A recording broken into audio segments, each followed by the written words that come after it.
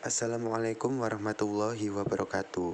Kami yang beranggotakan Rizka Sari Hardianti, Muhammad Aziz Bahrudin, Sayyiktila Tilaras Hidayati, Aulia Nurrahma, dan Firdaus Ahmad Thohirin akan mempresentasikan tugas struktur beton pracetak kami.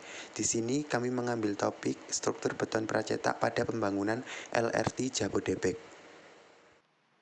Yang pertama, apa itu girder?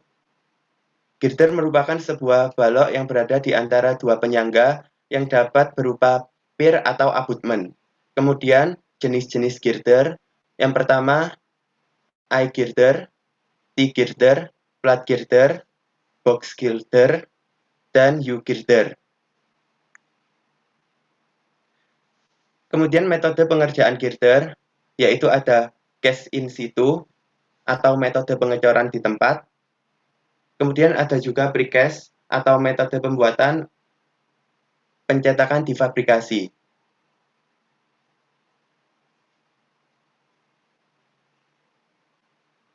Kemudian sistem struktur.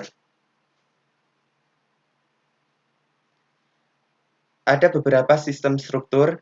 Yang pertama, sistem turnout. U-shape girder lebih lebar dan tanpa pembatas di tengahnya. Struktur turnout berfungsi untuk perpindahan jalur LRT di sebelum atau setelah stasiun. Kemudian yang kedua yaitu sistem struktur asimetris, yaitu rekayasa engineering demi memenuhi alignment atau kondisi di lapangan yang ada pada lintas LRT Jabodetabek. Struktur pierhead ini dibuat tidak simetris dengan kolom karena banyaknya jalan berkelok yang dilalui oleh ruas LRT Jabodetabek. Yang ketiga, sistem portal pierhead. Struktur bangunan ini dirancang agar jalur lintas LRT Jabodetabek tidak mengganggu persimpangan lalu lintas kendaraan di bawahnya. Portal pierhead berupa sistem penahan kemudian ditopang oleh dua kolom berseberangan. Kemudian yang keempat yaitu sistem pierhead extended merupakan rekayasa engineering yang dilakukan dengan memodifikasi ukuran pierhead yang ditambah panjangnya. Ukuran satu pierhead lainnya karena penambahan ukuran lebar dan panjang. Kemudian elemen-elemen precast yang ada pada LRT Jabodebek.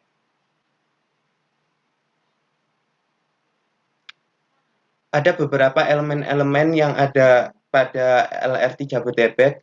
Yang pertama pondasi bore pile atau spoon pile, yaitu tiang panjang yang digunakan sebagai pondasi untuk menahan tekanan beban bangunan di atasnya.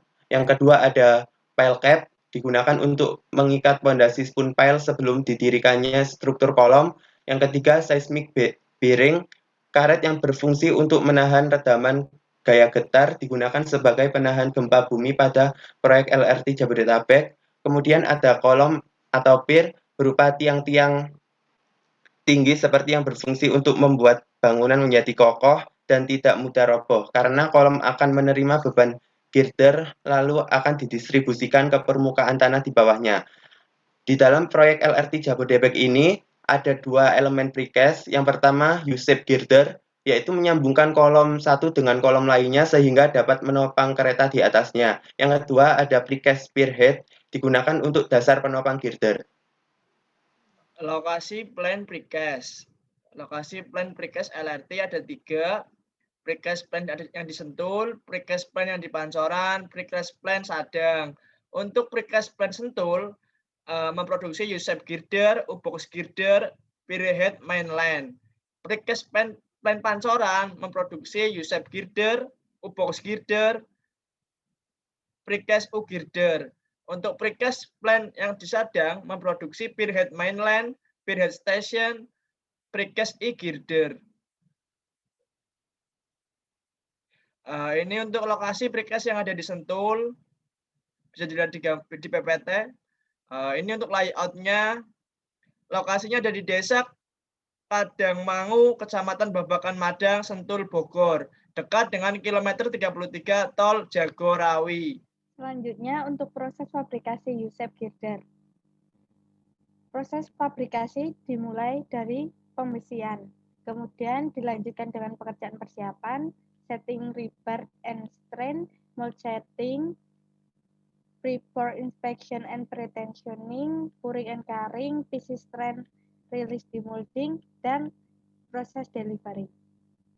Untuk proses pembesian dimulai dari pekerjaan potong dan bengkok besi beton, perakitan besi pada rebar jig sesuai dengan ukuran dan tipenya. Pekerjaan persiapan dimulai dari pembersihan mold dan pemberian mold oil secara merata. Pemasangan angkur plate LFP pada bottom mold di titik tumpuan USEP girder, pemasangan angkur channel pada sisi inner mold, pekerjaan setting rebar and PC strain, pemasangan rebar jig USEP girder. Dilakukan pemasangan strain 0,6 inch sesuai jumlah dan titik yang telah ditentukan. Kemudian cek posisi strain dan pemasangan debonded HDPE serta pemasangan strain coupler. Selanjutnya, pemasangan bearer dan wedge strain distressing bolt. Proses keempat yaitu setting molding. Pemasangan inner mold per satu segmen yaitu 30 meter. Pekerjaan yang kelima yaitu pre-pour inspection and pretensioning. Proses pre-pour inspection untuk memastikan seluruh aksesoris sudah lengkap, dimensi produk sesuai, support mold pasang dengan baik, dan sambungan mold tidak ada kebocoran.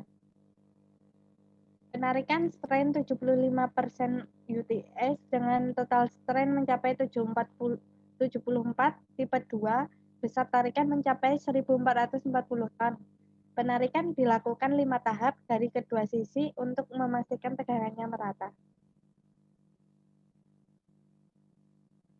Pekerjaan ke-6 yaitu pouring and curing concrete.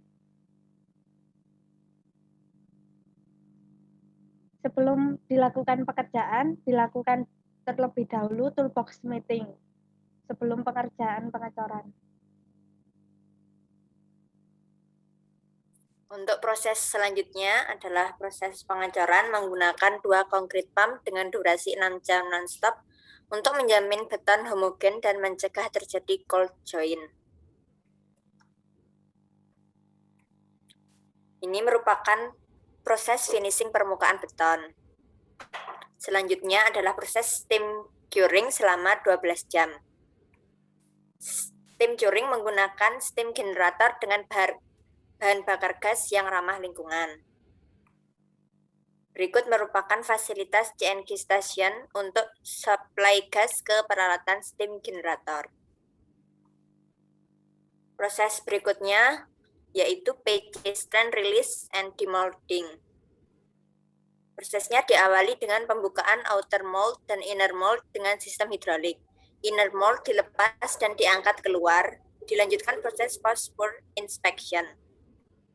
Setelah 16 jam, beton diuji tekan. Apabila sudah mencapai minimum 30 MPa, maka dapat dilanjutkan proses release stressing. Selanjutnya, precast yang sudah siap diantarkan ke site atau lapangan. Selanjutnya adalah proses instalasi precast USEP girder.